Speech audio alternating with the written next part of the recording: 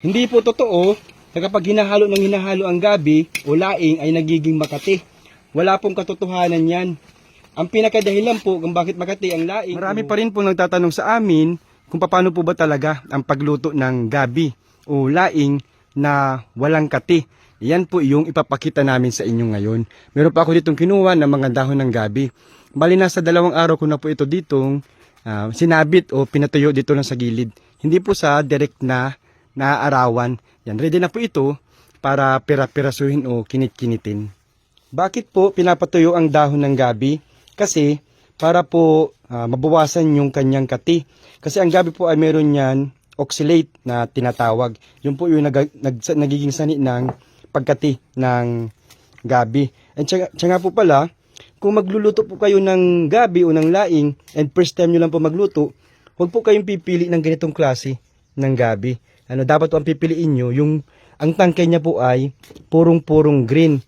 O ang tinatawag po dito sa amin na binting dalaga. Kumbaga po sa gabi, yun po yung first class na gabi. Magandang klase po yun. Kaya yun po yung hanapin nyo po kapag first time po kayo magluluto ng gabi. Yan, check nyo lang po kung may mga insekto pa. And then, kinit-kinitin na po o pira-pirasuhin na po yan. Ganito lang po ang pagkagawa. Una po natin lulutuin itong taba ng baboy. Kalahating kilo po ito. Palabasin po natin yung sarili niyang mantika. Kapag medyo tosta na po yung ating taba, set aside po muna natin ito.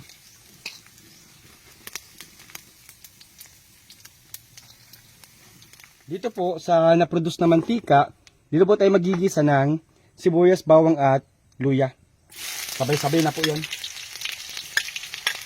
Kapag luto na po yung sibuyas, bawang at luya, maglalagay po tayo ng hibi o pinatuyong hipon. Sunod po, ibabalik na po natin yung naprito natin na taba. Maglalagay na po tayo ng labnaw o ito po yung ikalawang gata.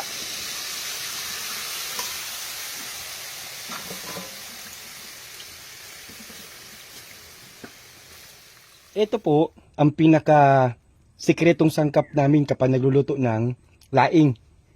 Dinailan po ito. O simple, balaw kung tawagin po dito sa amin. Dinurog po ito na hipon, yung maliliit na hipon. And then ginawang paste. Yan po yung magpapasarap dyan. Kapag nagsimula na pong kumulo, una po natin ilalagay itong paklang o itong tangkay niya.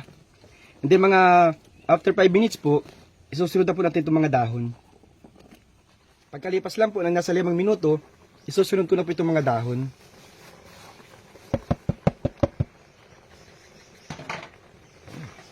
And then pakuluan po natin yan ng mabuti. Yan po yung pinakasikreto pagluluto po ng laing. Dapat po lutong-luto para wala pong kati. Sure 100% na walang kati po yan kapag ang gabi po ay lutong-luto. Hindi po totoo na kapag hinahalo ang gabi o laing ay nagiging Makati. Wala pong katotohanan yan. Ang pinakadahilan po kung bakit Makati ang laing o niluto nyong gabi ay dahil hilaw pa. Pinaka-teknik po, pinaka-sikreto, dapat lutong-luto ang pagkaluto ng laing. Yun lang po yung paraan para walang kati ang gabi o laing. Hindi po, wala pong katotohanan yung mga kasabihan na huwag magbabanggit na Makati kapag nagluluto, tapos wag halo ng halo. Wala pong katotohanan yun, wala pong konekta yun sa pagluluto ng laing. Subok na po namin yan.